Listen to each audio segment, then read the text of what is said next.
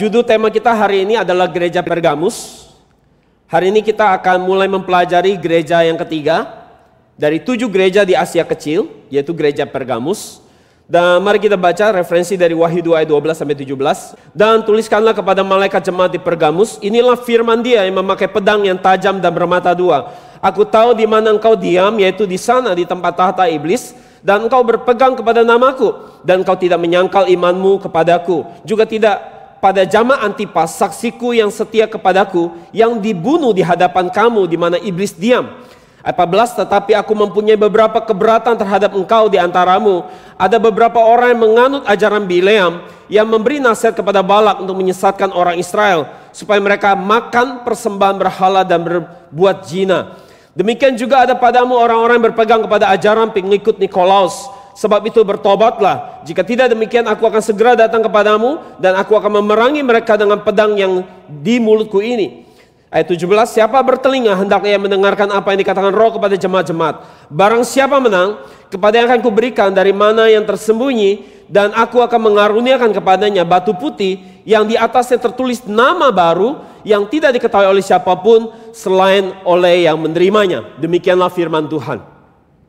Saudara, dari ayat ini, saudara, ada banyak sekali kiasan-kiasan. Ya, kalau saudara lihat, ada kiasan pedang bermata dua, kemudian tempat iblis bertahta, kemudian ada dikatakan ajaran Bileam, ajaran Nikolaus, dan ada juga kiasan tentang mana yang tersembunyi, batu putih, dan semua ini adalah sesuatu yang harus saudara bisa pecahkan.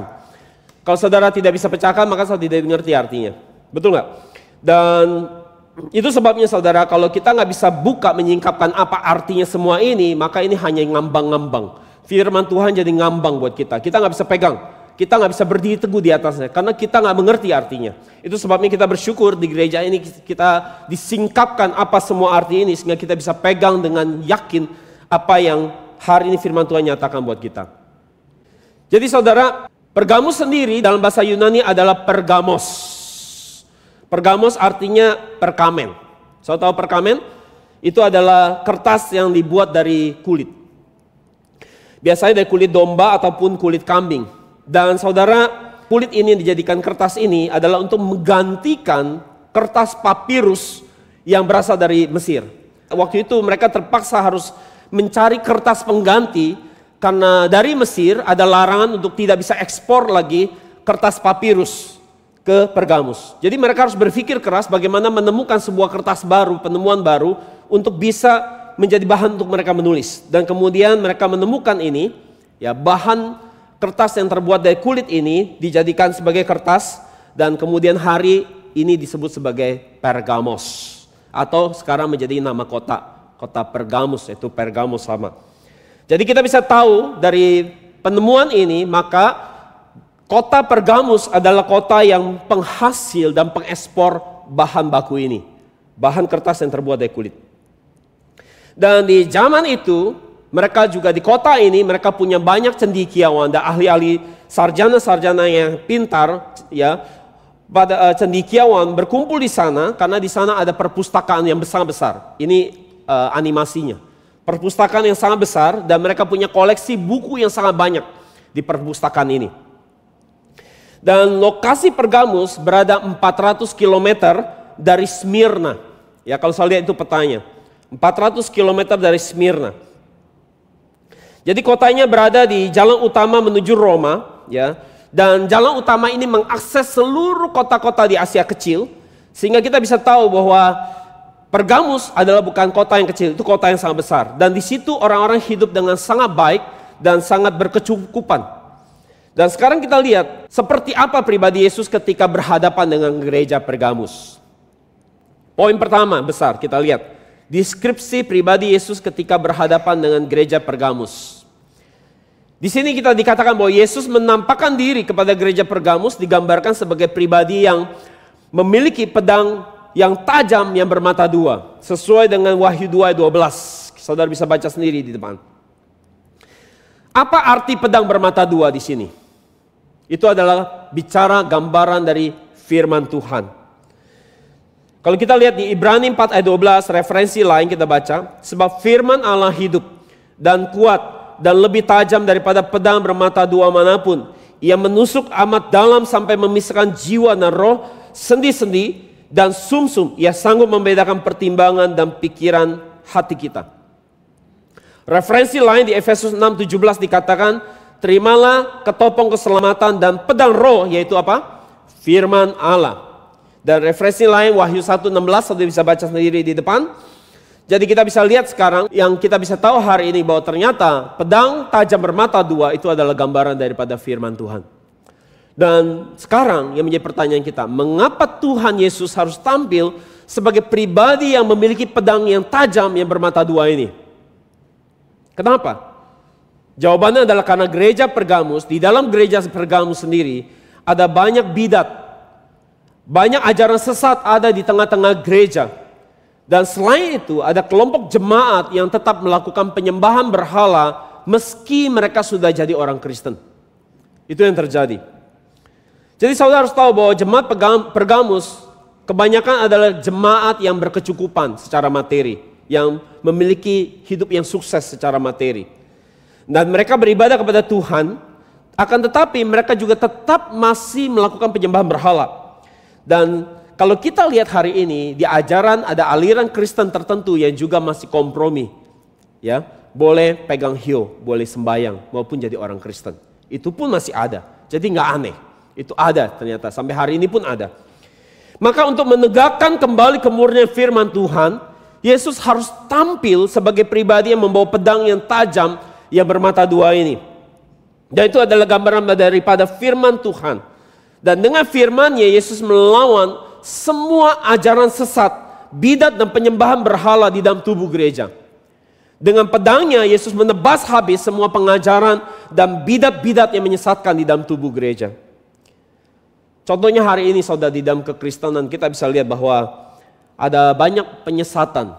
Contohnya firman yang sangat menekankan kasih karunia murahan.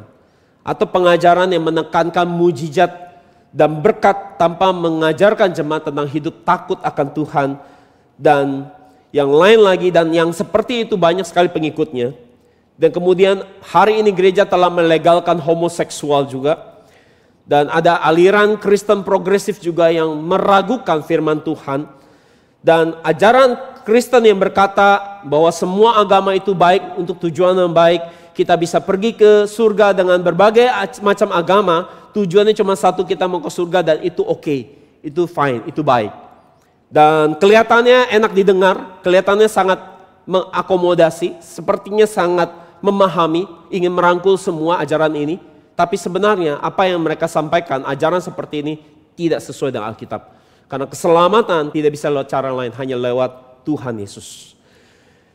Jadi dengan Yesus membawa pedang yang tajam bermata dua, Yesus sedang mau menghancurkan semua doktrin-doktrin yang sesat.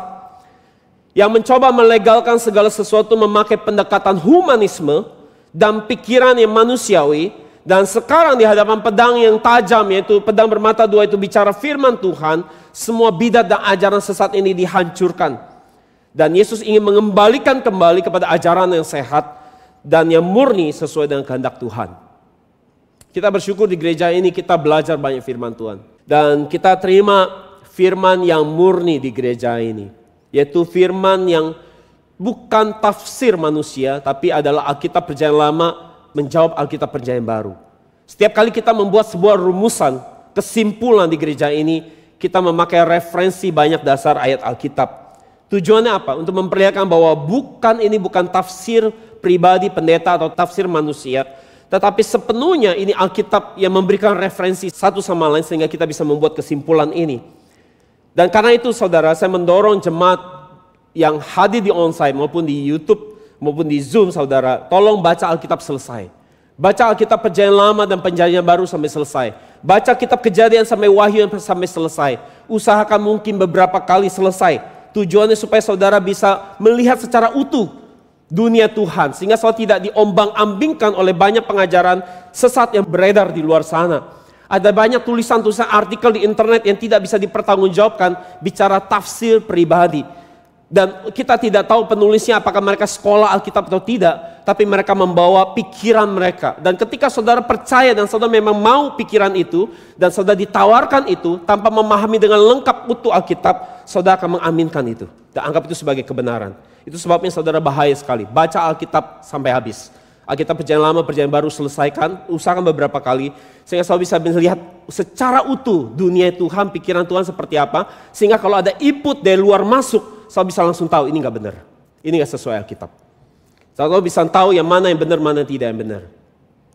Yang kedua kita lihat sekarang, pujian Yesus buat gereja Pergamus. Ada dua hal yang Yesus puji di sini. Kalau kita dilihat di Wahyu 2:13 kita baca, 2:3, aku tahu di mana engkau diam, yaitu di sana di tempat tahta iblis, dan engkau berpegang kepada namaku, dan engkau tidak menyangkal imanmu kepadaku, juga tidak pada zaman Antipas, saksiku yang setia kepadaku yang dibunuh di hadapan kamu di mana iblis diam. Oke, jadi yang pertama, apa yang Yesus tahu? Apa pujian Yesus buat gereja Pergamus? Yaitu Yesus tahu bahwa tempat di mana mereka berdiam. Tempat di mana mereka berdiam. Dikatakan bahwa tempat di mana mereka berdiam adalah tempat di mana iblis sedang bertahta. Jadi tahta adalah gambaran daripada tempat seorang raja duduk. Jadi artinya ketika iblis bertahta di situ, artinya ini menjelaskan bahwa dunia yang telah jatuh dalam dosa telah menjadi tahtanya iblis. Dunia ini sekarang telah dikuasai oleh iblis. Dan sekarang kota Pergamus, mengapa dikatakan bahwa kota Pergamus ada kota di mana iblis sedang duduk bertahta jadi raja di situ? Jawabannya adalah karena kota Pergamus penuh dengan penyembahan berhala. Penduduk di sana banyak melakukan penyembahan berhala. Di mana-mana saya bisa menemukan patung-patung, kuil-kuil. Dan sesuai dengan Wahyu 2:13 yang kita baca tadi, kita tahu bahwa di situ adalah tempat penyembahan berhala. Maka kita bisa tahu bahwa dunia yang telah jatuh dalam dosa telah menjadi tempat iblis bertahta, duduk dan memerintah dan berkuasa. Kita lihat Efesus 2 ayat 2, referensi Efesus 2 ayat 2 kita baca. Yang mana pada waktu itu kamu berjalan mengikuti jalan dunia, mengikuti penguasa kerajaan udara, roh yang sekarang bekerja di antara anak-anak yang tidak taat. Jadi saudara melihat ayat ini memperlihatkan bahwa dunia di mana kita hidup hari ini ada di bawah pengaruh siapa? Di dalam pengaruh kuasa iblis dan setan. Siapa yang jadi raja? Itu adalah iblis dan setan. Itu sebabnya saudara, orang di dunia mereka lebih memilih untuk mendengarkan perkataan iblis daripada perkataan Tuhan sendiri. Dan mereka lebih memilih untuk mendengarkan apa yang iblis sarankan, tawarkan, yaitu kenikmatan hidup melebihi mendengarkan firman Tuhan. Dan pujian Yesus yang kedua bagi gereja Pergamus adalah bahwa dikatakan meskipun mereka ada di tempat di mana iblis sedang bertahta di sana, Yesus memuji mereka dengan berkata bahwa ternyata mereka tidak menyangkal iman mereka kepada Yesus. Sesuai dengan Wahyu 2 ayat 13a kita baca. Dan engkau berpegang kepada namaku dan engkau tidak menyangkal imanmu kepadaku. Jadi saudara, dunia yang telah jatuh dalam dosa, di mana iblis bertahta atas dunia ini, ternyata sebagian jemaat Pergamus telah meninggalkan iman mereka. Dengan apa? Dengan kompromi dengan iblis, dan sebagian lagi ternyata masih mempertahankan iman kemurnian mereka kepada Yesus. Jadi ternyata di dalam gerejanya terbagi dua kelompok. Ada kelompok yang sungguh-sungguh menjaga kemurnian iman, ada kelompok yang hari itu sudah melakukan penyembahan berhala. Jadi saudara, mereka tidak menyangkal iman kepada Yesus, mereka tidak kompromi sedikit pun, dan tidak mau ikut di dalam penyembahan berhala. Meski mereka mengalami banyak aniaya siksaan, mereka tidak menyangkal iman mereka kepada Yesus. Dan Yesus memuji mereka. Dan salah satunya mereka yang mati dibunuh itu adalah Antipas yang tadi kita baca. Siapa Antipas ini? Antipas ini adalah uskup ataupun gembala dari gereja Pergamus. Ia dibunuh di depan jemaatnya. Jadi bagaimana dia dibunuh, saudara? Dia dimasukkan ke dalam altar yang berbentuk banteng dari perunggu, dan kemudian dia dibakar di situ, dipanggang di situ hidup-hidup. Dan satu kota melihat kejadian peristiwa ini, termasuk jemaat-jemaatnya, melihat bagaimana gembalanya dibunuh di situ. Dan apa yang mau disampaikan lewat tindakan ini? Penguasa sedang mau memberitahukan kalau kalian coba-coba tetap mau ikut Yesus, tidak mau sangkal Yesus, aku akan perlakukan kalian seperti Antipas. Kalian akan punya nasib yang sama. Saya mau tanya saudara, kalau hari ini saudara lihat gembala saudara dibunuh dengan cara yang keji seperti ini, saudara mau sangkal iman saudara tidak? Saudara akan sangkal Tuhan atau tidak? Kalau pemimpin saudara sudah dibunuh, apakah saudara akan tetap pertahankan iman saudara tidak? Saudara mau menyerah atau tidak? Jadi teror yang begitu luar biasa yang membuat jemaat digoncang imannya. Tetapi ada orang-orang yang menyangkal iman mereka, tapi ada orang yang terus mempertahankan kemurnian mereka. Mereka tidak takut sampai mati pun, mereka tidak sangkal iman mereka. Itu sebabnya Yesus memuji iman mereka yang begitu setia kepada Yesus.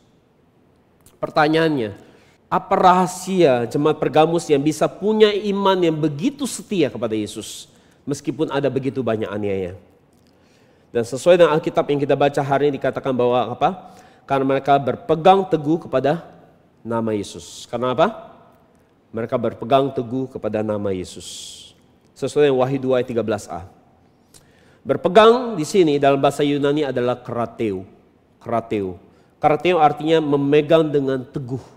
Memegang dengan kuat-kuat. Memegang dengan erat-erat. Jadi seperti apa namanya berpegang erat-erat, berpegang dengan kuat-kuat kepada nama Yesus? Bagaimana caranya? Itu dengan apa? Mencintai Yesus melebihi mencintai nyawa sendiri. Saudara bisa mencintai Yesus melebihi nyawa saudara sendiri? Bisa? Mau? Mau mencintai Yesus melebihi nyawa sendiri? Kalau ada orang taruh golok di leher saudara, sangkal Yesus atau mati sekarang, saya akan bilang apa?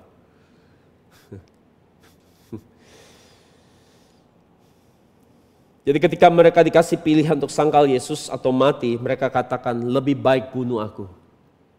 Lebih baik aku mati daripada aku menyangkal Tuhanku Yesus. Karena aku lebih mencintai Yesus melebihi diriku sendiri, melebihi nyawaku sendiri. Dan orang-orang seperti ini yang tidak akan murtad di hari itu. Dan kata krateo di sini itu memakai tenses present indikatif aktif. Jadi maksudnya apa? Itu artinya gereja Pergamus ini mereka terus menerus memegang nama Yesus. Maksudnya gimana? Jadi waktu mereka dibakar, waktu mereka disiksa, mereka terus panggil nama Yesus. Yesus, Yesus, di dalam kesakitan itu, Yesus, Yesus. Sambil meregang nyawa mereka berseru, Yesus, Yesus. Sebesar itu kecintaan mereka kepada Yesus, melebihi diri mereka sendiri. Dan Yesus sendiri mengatakan bahwa mereka terus pegang namaku sampai mati. Sampai mati. Mereka terus pegang nama Yesus dan memuliakan Yesus sampai mati. Jadi bagi kita hari ini yang berpegang kepada nama Yesus, Yesus akan memberikan kemenangan bagi kita. Di dalam setiap persoalan hidup kita, keluarga kita, masalah pekerjaan, bisnis, kesehatan kita. Dan terlebih lagi ketika kita diizinkan harus jadi martir. Ketika kita pegang nama Yesus, Yesus akan memberikan kekuatan untuk kita menang di atas musuh-musuh kita. Sesuai dengan Yohanes 14 ayat 13-14. Kita baca ayat 14. Jika kamu meminta segala sesuatu kepadaku dalam namaku, aku akan melakukannya. Aku akan melakukannya. Saudara, jika kuasa iblis setan menyerang saudara hari ini, katakan di dalam nama Yesus aku perintahkan pergi semua kuasa kegelapan dan Tuhan akan beri kemenangan bagi saudara. Yang ketiga saudara, teguran Yesus untuk gereja Pergamus. Yesus tadi puji mereka, tapi sekarang Yesus menegur mereka. Kenapa? Karena tadi saya sampaikan bahwa di dalam gereja kebagi dua kelompok. Ada orang-orang yang masih mempertahankan kemurnian imannya, tapi ada orang-orang yang sudah melenceng imannya, ikut ajaran sesat. Dan apa yang membuat mereka melenceng? Apa yang membuat mereka melenceng dari iman mereka? Yang pertama, karena mereka mengikuti ajaran daripada Bileam. Sesuai dengan Wahyu 2:14, saya bisa baca sendiri di depan. Tadi kita sudah baca. Siapa Bileam ini? Siapa Bileam? Dia adalah nabi palsu yang mengajarkan Balak untuk menaruh batu sandungan bagi Israel di dataran Moab di perkemahan yang ke-41. Jadi ternyata sekarang di dalam gereja ini ada ternyata orang-orang yang ikut ajaran Bileam ini. Dan kata berpegang kepada ajaran Bileam ini, itu bahasa Yunani sama, yaitu krateo tadi. Apa arti krateo? Berpegang dengan kuat-kuat, erat-erat. Jadi ada orang yang memegang ajaran Bileam ini dengan erat-erat. Bukan memegang erat-erat pada firman Tuhan, tapi mereka berpegang erat-erat dengan ajaran Bileam ini. Jadi apa ajaran Bileam? Seperti apa isi ajaran Bileam? Doktrinnya seperti apa ajaran Bileam ini? Membuat Israel jatuh dalam dosa perzinahan dan penyembahan berhala. Jadi Bileam ini dia memakai perempuan-perempuan cantik dari Moab untuk membuat Israel jatuh dalam dosa perzinahan. Dan perempuan Moab ini sambil melakukan perzinahan dengan Israel, mereka mengajak laki-laki Israel untuk ikut dalam penyembahan berhala. Apa mereka katakan? Ayo ikut aja temani saya. Ini cuma formalitas. Ini hanya tradisi kok. Ini hanya buat iseng-iseng kok. Jadi mereka rayu laki-laki Israel dan akhirnya mereka terbujuk oleh rayuan perempuan-perempuan cantik. Dan laki-laki Israel ikut di dalam penyembahan berhala ini. Sesuai dengan bilangan 31:16 kita baca. Bukankah mereka adalah perempuan-perempuan yang mendengarkan Bileam dan menyebabkan umat Israel meninggalkan Tuhan di Peor sehingga umat Tuhan mendapatkan tulah. Jadi di tengah-tengah jemaat Pergamus ada orang Kristen yang menjadi pengikut Yesus, tetapi ternyata menjadi pengikut Yesus hanya formalitas. Tetapi hidup mereka sehari-hari hidup dalam perzinahan dan penyembahan berhala. Itu sebabnya Yesus tegur mereka dengan sangat keras. Saudara, setiap kali ada penyembahan berhala, pasti ada perzinahan. Selalu diikuti begitu. Saya ulang lagi, setiap kali ada penyembahan berhala, pasti ada perzinahan. Kalau saudara jatuh dalam dosa pornografi, masturbasi pornografi, coba cek, pasti ada berhala yang saudara sembah. Entahkah itu uang, pengakuan orang, ya atau berhala wanita-wanita, atau laki-laki, perempuan cantik, laki-laki ganteng. Atau kalaupun tidak ada, saudara sedang menyembah berhala namanya diri saudara sendiri. Yaitu apa? Kepuasan saudara. Ketika saudara fokus melakukan dosa masturbasi sebenarnya, Tuhan yang duduk di tata hati saudara bukan Tuhan. Tapi namanya puaskan saya. Diri saudara sendiri Tuhannya. Jadi mari kita jujur. Setiap kali ada dosa perzinahan, apakah Tuhan yang duduk di hati kita? Jelas bukan Tuhan. Tapi diri kita sendiri yang kita sembah. Kita sedang memuaskan diri kita. Jadi setiap kali ada perzinahan, pasti ada penyembahan berhala di dalamnya. Selalu begitu. Itu satu paket yang tidak bisa dipisahkan. Yang kedua kita lihat, mereka mengikuti ajaran Nikolaus. Sesuai dengan Wahyu 2:15. Saya bisa baca sendiri di depan. Saya sudah sempat singgung tentang ajaran Nikolaus ini di gereja Efesus. Apa isi pengajaran Nikolaus? Yaitu adalah asal percaya Yesus, semua dosa sudah diampuni. Maka kita bebas melakukan apa saja karena dosa kita akan tetap diampuni. Jadi saudara, mereka katakan bahwa jika kamu percaya Yesus, dosamu sudah diampuni. Kamu bebas melakukan apa saja karena Yesus sudah tebus dan bayar dosa kamu di kayu salib. Maka kamu bisa melakukan apapun dan itu akan tetap diampuni.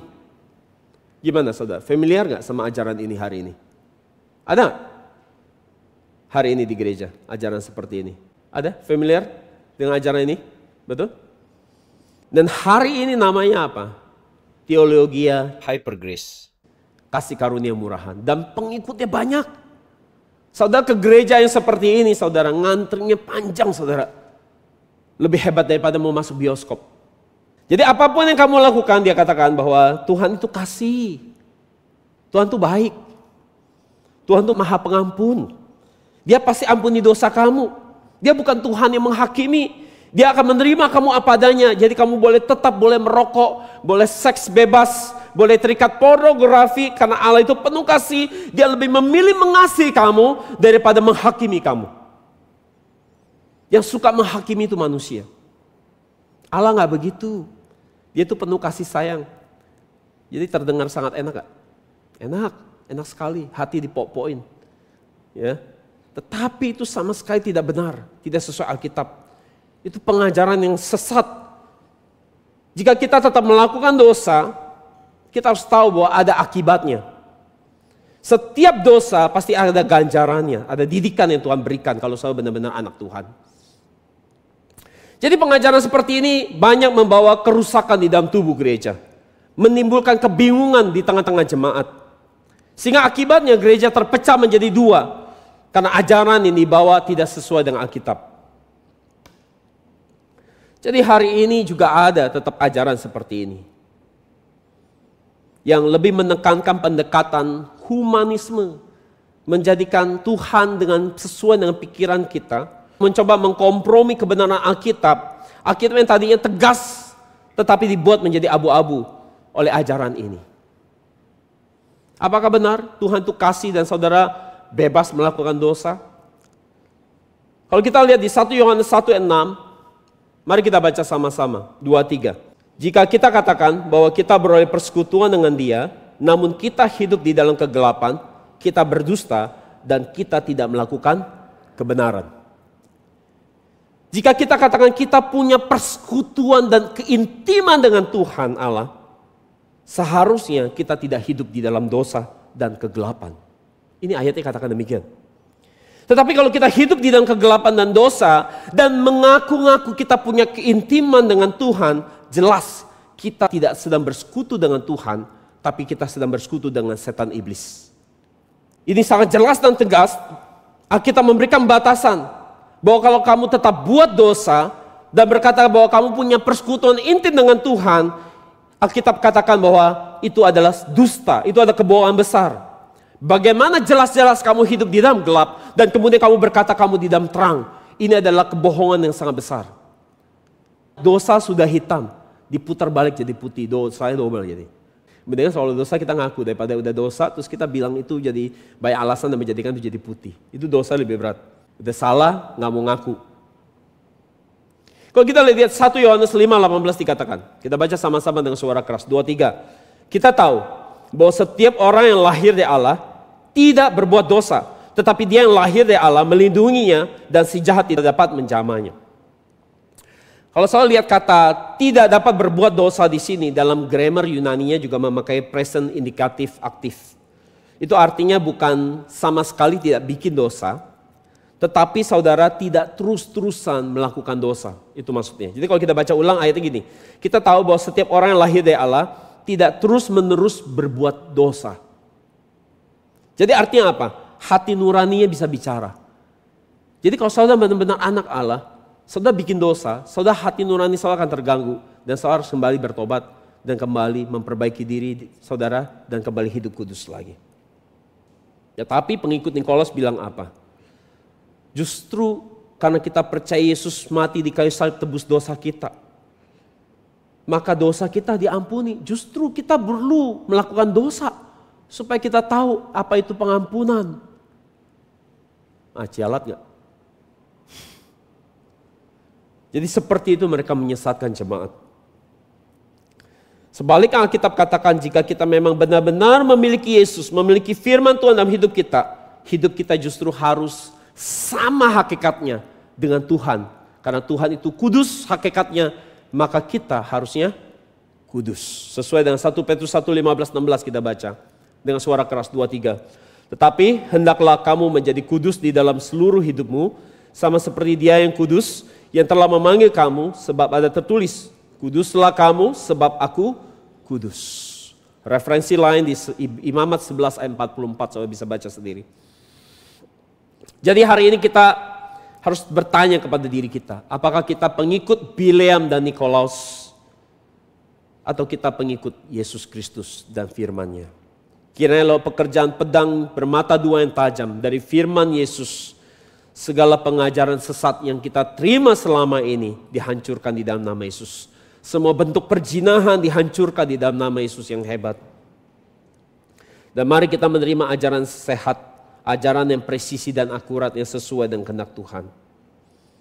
Sekarang kita lihat yang keempat, perintah Yesus. Jadi setelah Yesus menegur gereja Pergamus, maka yang keempat adalah Yesus memberikan perintah untuk gereja Pergamus. Jadi perintah Yesus untuk gereja Pergamus yang keempat. Kita baca Wahyu 2:16, sama-sama dengan suara keras, 2-3. Karena itu, bertobatlah, jika tidak, aku akan segera datang kepadamu dan memerangi mereka dengan pedang dari mulutku. Oke, untuk bagian dari mulai sini saudara harus benar-benar perhatikan dengan baik. Kalau kata kemarin saya khotbah di Bogor, mereka bilang khotbah saya banyak dagingnya. Saya bingung ya, banyak dagingnya gitu ya. Daging gitu ya. Kalau kita kan daging pikir kedagingan. Oh maksudnya kalau makanan tuh mewah ya. Daging semua gitu maksudnya. Ya, jadi saudara khotbah yang tadi ini, yang bagian 4 ke belakang, saudara dengar baik-baik. Ya, ini makanan mewahnya ada di sini. Dengar baik-baik. Jadi kalau tidak mau bertobat, ini akan Yesus lakukan. Jika hari ini tetap mau pegang ajaran Bileam dan Nikolaus, ini akan Yesus lakukan atas hidup kita. Yang pertama, Tuhan Yesus akan segera datang. Tuhan Yesus akan segera datang. Sesudah ayat yang kita baca tadi. Ya katakan aku akan segera datang. Apa maksudnya Yesus akan segera datang? Dengan secepatnya. Maksudnya apa? Bahwa ini bicara kedatangan Yesus yang kedua untuk membawa penghakiman. Katakan penghakiman. Referensi lain di Wahyu 22 ayat 7, ayat 12, ayat 20. Bahwa Yesus dikatakan akan segera datang di sini. Jadi kalau sampai Tuhan Yesus datang kedua kali, kita tetap tidak mau bertobat, maka kita akan menerima penghakiman yang besar dan menerima murka Allah yang besar atas hidup kita. Tuhan bisa buat kita sakit-sakitan dengan baik-baik. Tuhan bisa bikin kita sakit-sakitan, bahkan dia bisa bunuh kita dengan mengerikan. Nanti kita akan lihat penjelasannya nanti di gereja Tiatira lebih jelas. Dan kita lihat Wahyu 2 ayat 22 yang diperuntukkan buat gereja Tiatira. Kita baca sama-sama dengan suara keras. 2-3. Lihatlah, aku akan melemparkan dia ke atas ranjang orang sakit. Dan mereka yang berbuat zina dengan dia akan kulemparkan ke dalam kesukaran besar jika mereka tidak bertobat dari perbuatan-perbuatan perempuan itu. Ini ngeri sekali. Ini Alkitab yang bicara, bukan saya. Ini ayat ini bukan untuk orang kafir. Ini untuk orang Kristen di Tiatira. Artinya untuk kita. Referensi lain saudara bisa baca di 1 Korintus 11 ayat 30. Semakin cocok dengan referensi lain. Baca sama-sama 2-3. Itulah sebabnya mengapa banyak di antara kamu yang apa? Lemah dan sakit. Bahkan cukup banyak yang apa? Mati, meninggal. Itu orang Kristen loh ayatnya. Bukan orang kafir. Dari 2 ayat ini kita jelas bahwa kalau kita tidak mau bertobat, Tuhan bisa bunuh kita. Saya tahu bahwa ada waktunya kita bisa mati. Kalau mati karena sakit, memang sudah waktunya mati. Tetapi ini ada kematian yang tragis. Mati karena tidak mau bertobat. Yang membuat Tuhan marah. Ini ada kematian yang sangat tragis menurut saya. Kalau tidak percaya, boleh dicoba. Boleh dicoba. Kalau mau terus pegang Tuhan kasih-kasih, saya boleh coba. Coba-coba aja. Coba. Saya sudah menyaksikan. Saya mau tahu berapa banyak saya melayani orang. Saya sudah melayani 28 tahun lebih. Ribuan orang sudah saya layani. Saya sudah lihat dengan mata saya. Bagaimana penghakiman Tuhan itu sungguh nyata. Bukan buat orang kafir. Buat orang dunia. Makanya saya banyak pelayanan deh menurut saya. Layani jiwa. Jangan cuma belajar firman, gak belajar melayani jiwa. Layani jiwa, soal lihat sendiri. Dari studi kasus itu saya bisa lihat. Bukti sungguh penghakiman Tuhan itu ada. Lihat aja. Belajar. Yang kedua. Bahwa perintah Yesus bahwa Yesus akan berperang melawan mereka dengan pedang bermata dua yang keluar dari mulutnya. Sesuai dengan Wahyu 2:16. Jadi kalau mereka tidak mau bertobat, Tuhan Yesus akan mengadakan peperangan dengan mereka. Pakai apa? Pakai pedang tajam yang bermata dua itu. Kalau kita lihat di referensi Wahyu 2:16 ini, dikatakan bahwa aku akan segera datang kepadamu dan memerangi mereka dengan pedang dari mulutku. Kata memerangi di sini dalam bahasa Yunani adalah polemeo. Artinya berperang, berkelahi, bertempur. Saudara, kalau saudara berkelahi sama Tuhan, kira-kira siapa yang menang? Mau coba-coba? Tuhan pencipta langit dan bumi selalu ajak berantem. Siapa yang akan menang? Dijamin kita pasti kalah. Jadi apa arti Tuhan berperang memakai pedang yang keluar dari mulutnya? Perhatikan baik-baik. Apa artinya di sini? Bahwa Tuhan nanti akan menghakimi dunia dengan memakai pedang. Tadi gambaran apa? Firman Tuhan. Jadi Tuhan akan menghakimi dunia pakai firman, pakai Alkitab. Jadi firman Tuhan selama ini sudah diberikan bagi umat manusia. Tapi umat manusia tidak ada yang peduli. Tidak ada yang mau mempelajari. Orang tidak mau tahu isi Alkitab. Maka ia akan menghakimi dunia pakai firman-Nya. Wahyu 19:15 kita baca. Dari mulutnya keluar sebuah pedang tajam yang digunakan untuk apa? Memukul bangsa-bangsa. Kata memukul di sini dalam bahasa Yunani ada pataso. Pataso artinya memukul sampai benar-benar mati. Dihancurkan dengan sempurna. Jadi di akhir zaman Tuhan akan menghancurkan dunia dengan sempurna pakai firman. Saudara mungkin bingung gimana caranya. Gampang buat Tuhan mau hancurin orang. Nggak susah. Saya pikir mana bisa? Oh saudara, saya sudah lihat bagaimana orang dihancurkan begitu aja. Orang yang sombong selangit Tuhan hancurkan sampai sehabis-habisnya. Saudara tahu nggak? Keadilan Tuhan lebih mengerikan daripada keadilan kita sebenarnya. Contoh gini, kita kan masih humanisme ya. Jadi saya pernah diperes sama polisi gadungan. Ya, kita saya kasih duit. Ternyata polisi gadungan ini ditangkap. Terus habis itu saya dijemput sama Intel ke rumah untuk jadi saksi. Waktu saya nyampe saudara, aduh.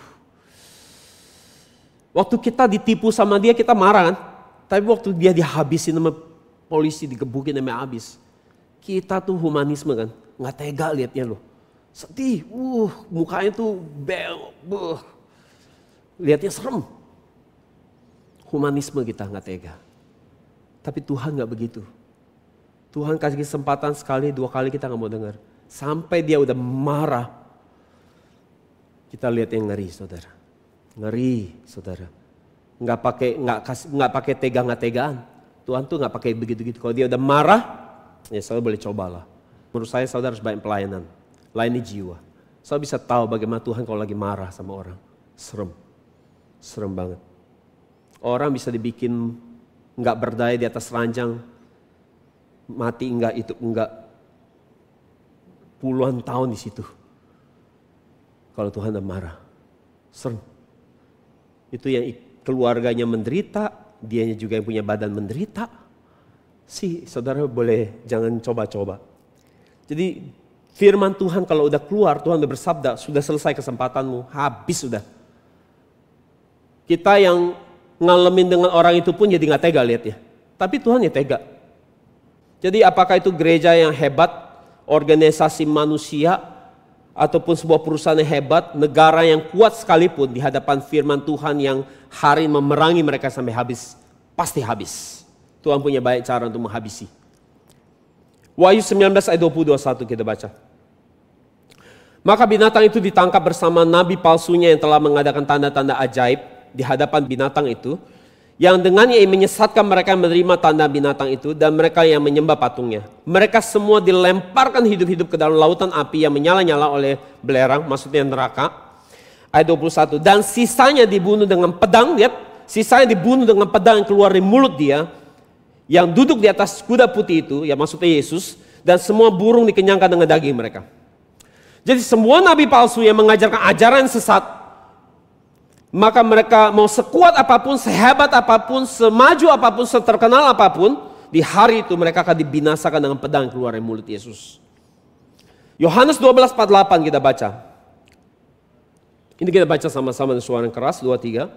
Barang siapa menolak aku dan tidak menerima perkataanku, ia sudah ada hakimnya, itu apa? Firman yang telah kukatakan. Itulah yang akan menjadi hakimnya pada akhir zaman. Maka jelas, siapa yang akan jadi hakim di sini? Siapa yang akan jadi hakim? Yang jadi hakim siapa? Firman Tuhan. Dalam hari ini adalah Alkitab.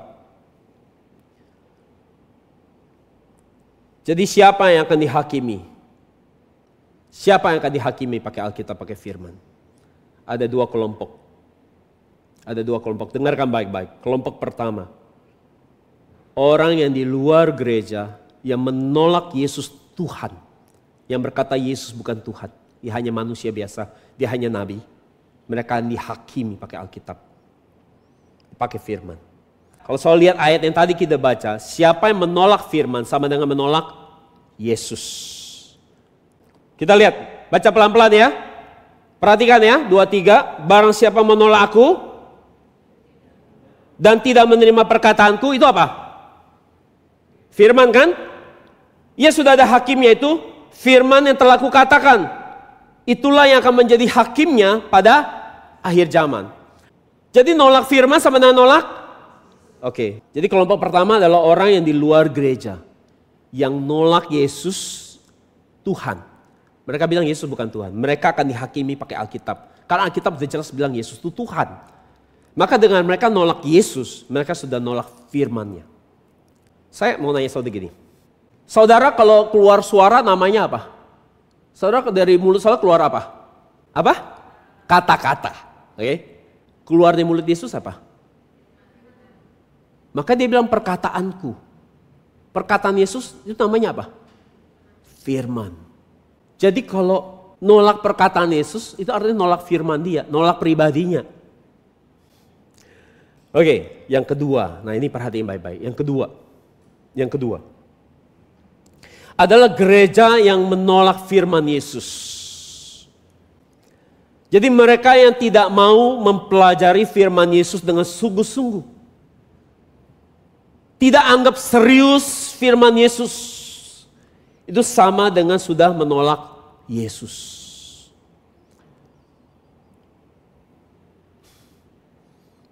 Jadi ketika orang tidak peduli dengan firman Yesus, yaitu perkataannya, tidak pernah anggap serius, tidak mau mempelajarinya, itu sama dengan sudah menolak pribadi Yesus. Maka jelas, jika mau selamat, kita harus jadi orang yang terus-menerus melekat kepada firman Yesus. Dalam hal ini Alkitab.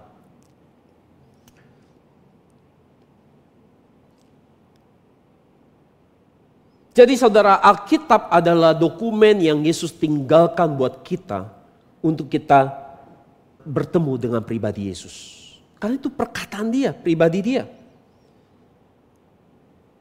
Jadi ada waktu untuk baca Alkitab setiap hari di rumah, kita tidak pernah mau baca itu Alkitab. Artinya kita sudah melakukan dosa menolak pribadi Yesus. Setiap kali firman yang murni disampaikan di gereja ini, saudara tidak serius memperhatikannya. Saudara sudah menolak pribadi Yesus. Jika kita tidak ada minat sama sekali dengan Alkitab, tidak ada ketertarikan sama sekali dengan Alkitab, maka sebenarnya kita sudah berkata bahwa Tuhan, Yesus, sorry, aku gak minat sama kamu. Aku gak tertarik sama kamu. Karena pribadi Yesus itu adalah firman dia sendiri, perkataannya sendiri. Maka itu sebabnya tadi kita baca bahwa nanti yang menghakimi dunia adalah pedang yang keluar dari mulut Yesus. Pedang bermata dua yang tajam itu. Dan itu bicara firman Tuhan. Nah hal ini adalah Alkitab perjanjian lama, Alkitab perjanjian baru. Itu sebabnya Tuhan pakai firman, yaitu Alkitab, untuk menghakimi dunia. Kenapa Tuhan harus pakai Alkitab, firman Tuhan buat menghakimi dunia? Kenapa? Saya pernah pikirkan ini. Karena Tuhan tidak selalu kelihatan. Saya bisa lihat Tuhan selalu. Banyak yang bisa lihat atau tidak bisa lihat? Banyak yang tidak lihat. Tapi saudara bisa lihat Alkitab setiap hari? Itu sebabnya Alkitab yang dipakai buat menghakimi kita. Menghakimi dunia. Setiap hari itu Alkitab di depan mata kita. Kita cuekin. Kita gak peduli, kita gak baca. Dengan kita cuekin, kita gak peduli. Mulut kita sama tindakan kita udah berbeda. Kita bilang cinta Yesus, tapi kita gak cinta perkataannya, firmannya. Bagaimana kita bisa bilang kita cinta Yesus kalau kita nggak pernah baca, nggak pernah anggap serius. Jangan-jangan kita halu kita ini. Berasa cinta Yesus, tapi sebenarnya hatinya nggak cinta Yesus. Bagaimana kita punya anak, dia bilang papa mama, aku sayang sama papa mama. Tapi tiap kali kita ngomong, dia asik main game. Kita ngomong dia pergi tinggalin kita. Tapi dia selalu bilang papa mama, aku sayang sama papa mama. Apa iya? Halu namanya. Mulut sama tindakannya beda. Di gereja kita bilang, Yesus aku cinta kamu. Tapi tiap hari di depan mata Alkitab, kita gak peduli.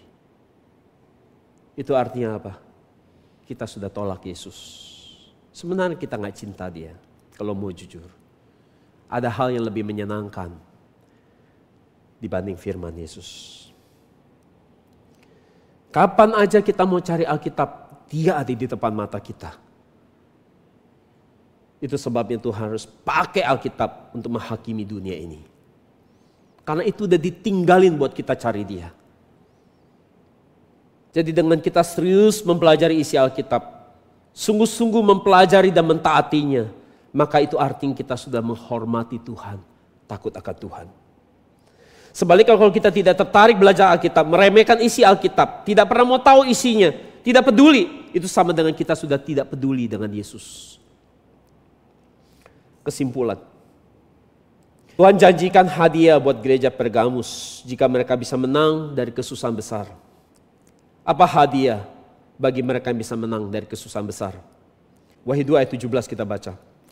Ia memiliki telinga, biarlah mendengar apa yang dikatakan Roh kepada jemaat-jemaat. Kepada dia yang menang, perhatikan baik-baik, aku akan memberikan mana yang tersembunyi, dan aku memberikan kepadanya sebuah batu putih, dan semua nama baru tertulis pada batu itu. Dan tidak seorang pun mengetahui kecuali orang yang menerimanya. Jadi hadiah bagi mereka yang menang ada dua. Yaitu apa? Mereka akan bisa menerima mana yang tersembunyi dan menerima batu putih yang bertuliskan nama baru. Kalau gitu apa artinya mana tersembunyi? Apa artinya mana yang tersembunyi? Yohanes 6:49-50 katakan, nenek moyangmu telah makan mana di padang gurun dan mereka mati. Ayat 50, inilah roti yang turun dari surga. Barang siapa makan daripadanya, ia tidak akan mati.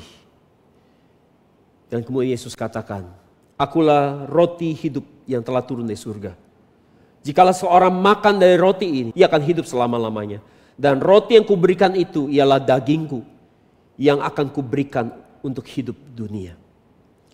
Jadi apa mana yang tersembunyi ini? Itu adalah Yesus itu sendiri. Yesus adalah mana yang tersembunyi. Firman Yesus, perkataan Yesus yang keluar dari mulut Yesus, itu adalah makanan yang kalau saudara makan, saudara akan kenyang sampai kepada hidup kekal. Saudara pernah gak? Bahagia banget sampai makan pun gak mau. Gak pernah ya? Gak pernah ya? Saya baru mengalami sesuatu kebahagiaan. Pada waktu jam makan siang saking senengnya. Saudara gak pengen makan. Lupa makan gak penting. Saking senengnya. Dan ini firman Tuhan, itu bisa bikin saudara kayak gitu sebenarnya. Cuma karena gak bisa lihat, jadi kita tetap lapar, cari makanan yang kelihatan. Tapi kalau bisa dapat penyingkapan firman, itu kayak orang nge-fly saudara. Makan pun lupa. Dan makanan itu firman Yesus bukan hanya bikin saudara kenyang secara jasmani, tapi kenyang secara rohani, bahkan bisa membuat saudara yang mati terima hidup kekal. Jadi kata tersembunyi di sini dalam bahasa Yunani adalah krypto. Artinya benar-benar tersembunyi. Jadi Yesus adalah mana rohaninya. Mana rohani, dia adalah pribadi yang tersembunyi selama ini. Yesus tersembunyi gak selama ini? Hah? Saudara bisa lihat Yesus tiap hari. Jadi tersembunyi gak? Hah? Tersembunyi. Berarti benar loh dia mana tersembunyi. Jelas? Oke, pelan-pelan ya. Dengerin baik-baik. Jadi apa artinya dikasih makan mana yang tersembunyi ini? Apa artinya terima mana yang tersembunyi? Dan dikatakan hanya mereka yang menang yang bisa dapat makan menerima mana yang tersembunyi. Perhatikan baik-baik. Itu artinya bahwa bagi mereka yang menang di dalam iman, menang di hari kesusahan besar tanpa sangkal Yesus, tidak murtad, mereka akan benar-benar bisa namanya bertemu dengan Yesus. Mana rohani yang tersembunyi. Kapan ini akan terjadi? Pada saat Yesus kedatangan kedua kali. Maka sekarang jadi cocok. Dari seluruh informasi di bawah bagi kita yang menang dalam iman, kita akan terima hadiah. Apa hadiahnya? Bisa lihat Yesus. Bisa ketemu Yesus pada saat dia datang kedua kali. Jadi meskipun seseorang sangat kaya, sangat sukses, sangat terkenal, sangat punya pengaruh yang besar, tapi kalau dia tidak bisa melihat Yesus kedatangan kedua, dia tidak bisa menyambut Yesus kedatangan dua, maka dia menjalani hidup yang sangat tragis dan gagal. Tetapi meskipun saudara orang yang miskin di dunia ini, sakit-sakitan, banyak masalah, tidak terkenal, tidak terhormat, tidak punya banyak hal yang bisa dibanggakan, tetapi saudara sampai nanti bisa ketemu Yesus kedatangan kedua dan diajak pergi ke surga, maka saudara orang yang paling sukses dan paling kaya di dunia ini. Maka arti makan mana yang tersembunyi artinya bahwa saudara menjadi orang yang bisa bertemu dengan Yesus, menyambut Yesus kedatangan kedua, dan diajak pergi ke surga. Ulang, biar gak lupa. Jadi apa artinya makan mana yang tersembunyi? Penyingkapannya?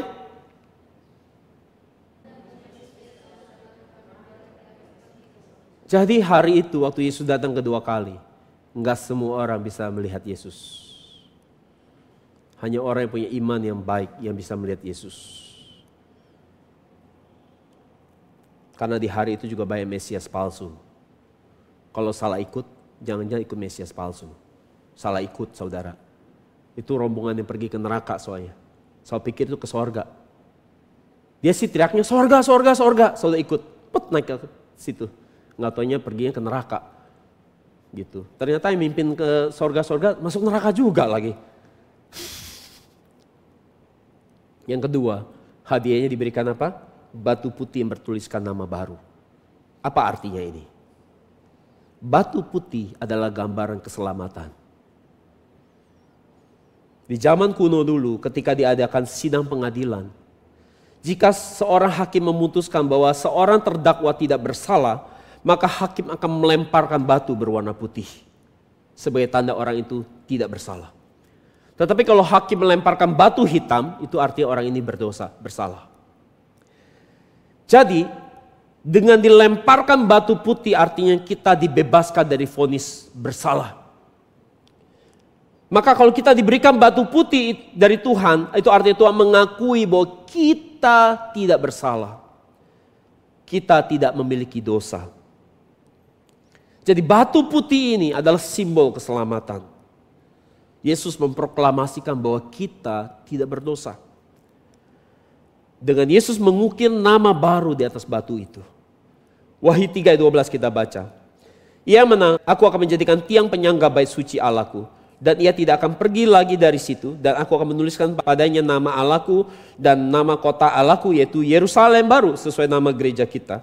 Yang itu turun dari surga, dari Allahku dan namaku yang baru. Jadi apakah nama yang baru ini adalah namanya Yesus? Nama Yesus? Jelas bukan. Karena itu nama yang baru. Jadi kita bisa tahu sekarang bahwa Yesus punya nama baru. Ini agak misterius. Karena gak mungkin Yesus. Yesus kita sudah tahu. Artinya nama baru ini pasti bukan Yesus. Dan dikatakan Yesus tahu nama baru itu apa. Dan sesuai dengan Wahyu 2:17b dikatakan, yang nerima, kalau kita terima nama batu itu, kita pun tahu. Oh, ternyata nama Yesus itu ini. Kalau nggak terima nggak tahu. Jadi ini nggak perlu diajarin, nggak perlu kursus buat tahu, atau nggak perlu dengar dari orang apa namanya. Tetapi Asal kita terima itu batu, tadinya kita selamat, maka kita akan tahu apa arti nama baru itu. Semoga kita jadi orang terima batu putih itu, amin. Karena mereka terima batu putih itu artinya mereka selamat pergi ke surga. Wahyu 19:12 katakan, dan ia memiliki nama yang tertulis yang tidak diketahui seorang pun kecuali dirinya sendiri. Jadi Yesus tahu nama itu, nama barunya apa. Dan kepada gereja Pergamus Tuhan perintahkan untuk bertobat dari pengajaran doktrin yang sesat, Bileam dan Nikolaus, maka Tuhan akan kasih batu putih. Kalau saudara bertobat dari ajaran yang sesat, Yesus akan kasih saudara batu putih ini. Meskipun kita nggak tahu nama baru itu apa, tapi paling nggak kita dapat sedikit clue kira-kira nama baru itu apa. Dari Alkitab tentunya. Kita lihat di Wahyu 14 ayat 1. Kemudian aku melihat anak domba berdiri di Bukit Sion dan bersama ada 144.000 orang yang memiliki nama bapaknya pada dahi mereka. Wahyu 22 ayat 4 dikatakan, mereka melihat wajahnya dan namanya akan tertulis pada dahi mereka. Jadi 144.000 ini siapa? Kita udah belajar, saudara nonton sendiri di YouTube. Apa arti 144.000 ini? Ini adalah Kopassusnya Tuhan, pasukan khusus Tuhan. Dari sekian banyak orang yang selamat, ada orang-orang yang terseleksi, orang-orang yang spesial, the best of the bestnya Tuhan. Mereka akan terima ini di dahi mereka. Tertulis nama yang baru ini. Dan kalau kita lihat saudara, nama baru itu ternyata ada nama Allah Bapa sesuai yang kita baca, dan nama Yesus yang tertulis di dahi 144.000 ini. Dan kalau kita baca di Alkitab, siapa yang menerima nama baru itu dikatakan di Wahyu 22 ayat 3, ya, mereka adalah hamba-hambanya. Atau dalam bahasa Yunani doulos. Doulos adalah orang-orang yang diikat atau terikat dengan tuannya. Dan hal ini adalah Yesus. Mereka adalah orang-orang yang sepenuhnya diikat jadi satu dengan Yesus. Jadi kalau saudara diikat sama Yesus, Yesus ke kiri, saudara ke bawah ke kiri gak? Yesus ke kanan, jalan ke kanan, saudara ikut ke kanan gak? Ke kanan. Kan saudara terikat jadi satu. Jadi Wahyu 14:4 katakan, mereka adalah orang-orang yang seperti apa? Orang-orang yang tidak mencemarkan dirinya dengan perempuan-perempuan, karena mereka murni sama seperti perawan. Mereka adalah orang-orang yang mengikuti anak domba itu kemana saja ia pergi. Mereka ditebus dari antara manusia sebagai korban-korban sulung bagi Allah dan bagi anak domba itu. Jadi dikatakan bahwa kemana saja anak domba pergi, mereka pasti ikut bersamanya. Kemana saja Yesus pergi, saudara akan ikut bersama Yesus. Dan mereka tidak pernah terpisah dari Yesus sedikit pun. Jadi bagaimana praktek bisa diikat terus bersama Yesus? Ini bukan sesuatu yang abstrak dan mistis. Yang gak jelas. Tapi terikat dengan Yesus artinya saudara apa? Mau jawab? Apa arti terikat dengan Yesus? Terikat dengan firman-Nya. Senantiasa dipimpin oleh firman Tuhan. Apapun yang firman Tuhan katakan kita taat. Jadi waktu kita tidak taat, sebenarnya kita sedang tidak terikat dengan Yesus. Yesus ke kanan, kita jalan ke kiri. Yesus jalan ke kiri, kita jalan ke kanan. Kita menjalani hidup yang suka-suka kita. Jadi mereka adalah orang yang hidupnya senantiasa taat kepada firman. Dan itu disebut orang yang terikat dengan Yesus. Jadi mari kita jadi orang yang hari ini peduli dengan firman Tuhan. Karena Tuhan akan menghakimi dunia pakai Alkitab, pakai firman. Berusaha mentaati firman. Berusaha pelajari, selidiki. Sampai kita bisa hari ini boleh menerima tubuh ubah. Tubuh tanpa kematian. Itu artinya ketika kita belajar firman, makan firman, kita semakin mengerti firman, semakin serupa Yesus. Waktu Yesus datang kedua kali, kita diangkat hidup-hidup. Kalau kita diangkat hidup-hidup, kita ngalamin kematian enggak? Enggak. Artinya kita kekal enggak? Kekal. Itu sebab Yesus bilang, aku roti yang turun dari surga. Siapa yang makan firmanku, dia tidak akan mati. Tapi dia akan hidup. Artinya tidak ngalamin mati. Karena diangkat hidup-hidup, pergi ke surga. Semoga kita jadi orang yang makan mana yang tersembunyi. Menjadi orang yang bisa lihat Yesus nanti datang kedua kali. Dan bisa nerima batu putih yang bertuliskan nama baru. Sehingga kita hari ini tidak mengalami kematian, tapi kita boleh terima tubuh ubah, pergi surga tanpa mengalami kematian. Amin. Bapa, kami bersyukur buat firman-Mu yang berharga yang kami terima, informasi pengetahuan yang begitu banyak hari ini. Ampuni kami kalau kami masih bodoh dan tidak mengerti dunia-Mu. Bukan karena kami tidak punya kemampuan yang baik untuk mengerti firman-Mu. Tetapi di dalam diri kami ada banyak sekali berhala yang menghalangi kami tidak bisa melihat dunia firman. Ada keangkuhan kami, kesombongan kami, kecintaan kami akan hal duniawi. Membuat kami menjadi bodoh dan dungu di hadapan firman. Kami menjadi sangat cerdas akan hal-hal dunia. Tapi kami bodoh untuk mengerti dan menanggap pada firman-Mu. Sehingga berkali-kali Engkau harus berkata, berbahagialah orang yang mendengar. Berbahagialah orang yang mendengar. Itu artinya ada banyak orang mendengar, tapi dia tidak bisa mendengar. Berbahagialah orang yang bisa melihat. Itu artinya banyak orang bisa melihat dengan mata jasmani, tetapi tidak punya mata rohani yang bisa melihat. Bapa, tolong kami supaya setiap berhala kami di dalam diri kami dihancurkan dengan firman yang hebat. Firman pedang bermata dua ini yang menusuk keluar dan menusuk ke dalam, menghancurkan setiap pengajaran, doktrin yang salah dan berhala di dalam diri kami, sehingga kami boleh sungguh-sungguh bisa melihat dunia firman, menembus masuk ke dunia Allah Bapa, sehingga kami bisa menghargai setiap kata-kata yang daripada Alkitab. Bapak, tolong umat-Mu hari ini. Kami tahu tidak ada cara lain untuk selamat. Hanya lewat terima firman. Hanya lewat makan perkataan Yesus. Maka kami bisa terima tubuh ubah. Tolong kami bisa melihat ini bukan secara mistis. Tapi kami memahami betapa penting dan berharga menghargai makanan rohani ini. Itu firman Yesus yang bisa membuat kami terima tubuh ubah ini. Bapak, karena itu tolong singkapkan semua yang terselubung. Rontokkan setiap Tuhan selubung kebutaan rohani kami, sehingga kami bisa menyambut firman Tuhan seperti kami menyambut Yesus dengan baik. Dan kalau kami sudah bisa menyambut firman Tuhan dengan baik, maka kami pun pasti bisa menyambut Yesus kedatangan kedua dengan baik. Berkati jemaat-Mu hari ini, apapun menjadi persoalan hidup mereka. Bapa, tolong mereka yang sakit, Engkau tolong sembuhkan. Mereka sedang bergumul dengan kesulitan hidup pribadi mereka. Bapa, tolong mereka supaya ada kasih karunia yang hari ini boleh menyelamatkan mereka. Dan berkati dalam setiap pekerjaan apapun yang mereka kerjakan, Bapa, jadikan berhasil.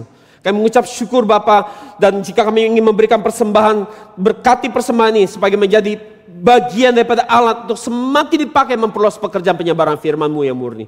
Kami mengucap syukur Bapa dengan meninggikan satu nama yang berharga, yaitu nama Yesus. Sama-sama kita katakan amin, haleluya, beri kemuliaan buat Tuhan.